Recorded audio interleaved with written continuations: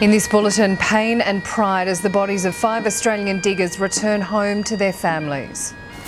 A Sydney man begs for help after being stabbed 8 times. Powerful winds cause havoc across 3 states. And fashion's finest grace the red carpet at Rugby League's Dally M Awards.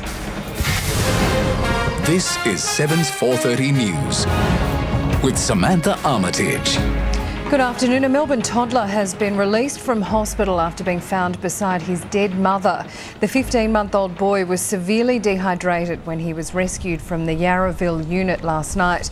Police suspect he'd been alone with the body for 2 days.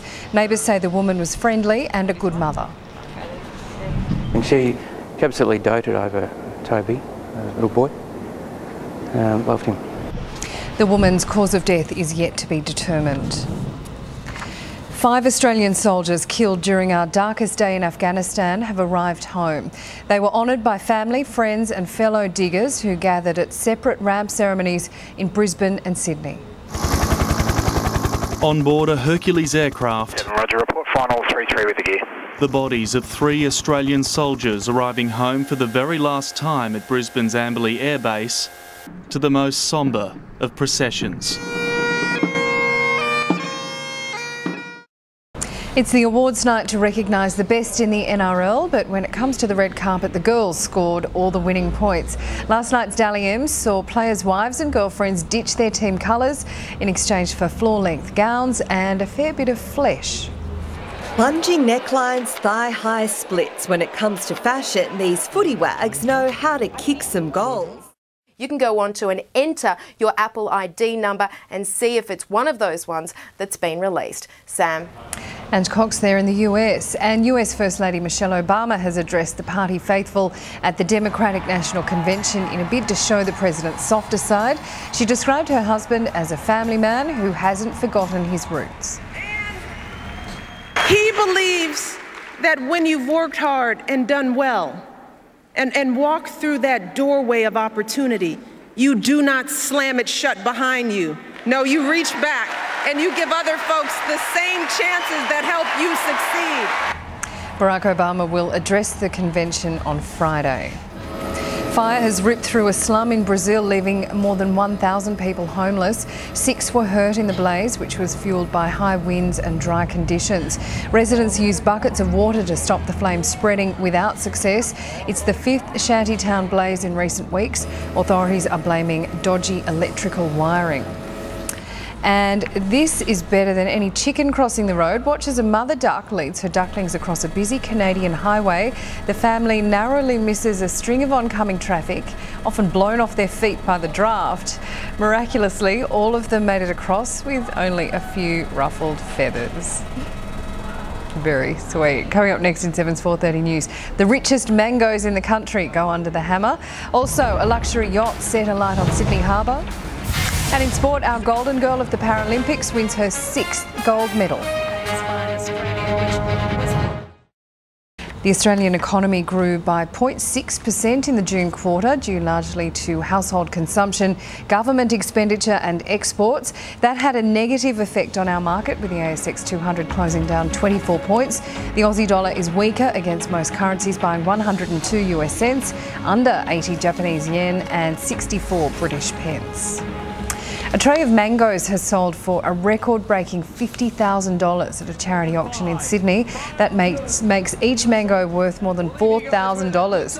The first tray of the season was bought by a group of local greengrocers. The proceeds will be split between the Cancer Council and the Prostate Cancer Foundation. Look tasty. Sport shortly, but first, 7 News is coming up in your capital city at 6. These are the stories making headlines. Samantha, coming up in our Melbourne news tonight at 6. Widespread damage as wild winds lash the state. Drivers are being told to take care amid warnings there's more to come. Very lucky. Oh yes, very lucky. Very grateful that no one was hurt.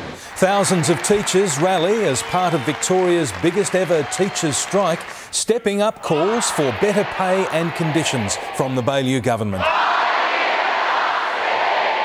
What I care about is the results that my students get. Police rescue a 15-month-old boy left for days beside the body of his dead mother inside their Yarraville home. I suppose he's very clingy. He didn't want to let go of anyone that was holding him. Saints champ Nicky Winmar speaks for the first time since suffering a heart attack. Police looking for a man who shot a 9-year-old girl in the buttocks with an air rifle, and a narrow escape for some very lucky ducks. Now here's Jim Wilson with sport. Good afternoon, everyone. Big news in rugby league with the Roosters sacking coach Brian Smith, despite him having a year to run on his contract. Meantime, the Bulldogs, who won 9 awards at last night's Dally M, including Ben Barber, who won 4, including the top gong for the competition's best and fairest player, Premiers Manly, are well aware Barber and the Bulldogs will be a handful on Friday night. To 37, Sam, more Paralympics are across everything in footy coming up at 6 o'clock. Terrific. Thank you, Jim. Okay. After the break, we will get the national weather forecast with David Brown. Good afternoon, David Brown with your weather update. As you saw earlier in the news, strong to gale force winds have caused all sorts of problems in South Australia, Victoria and New South Wales.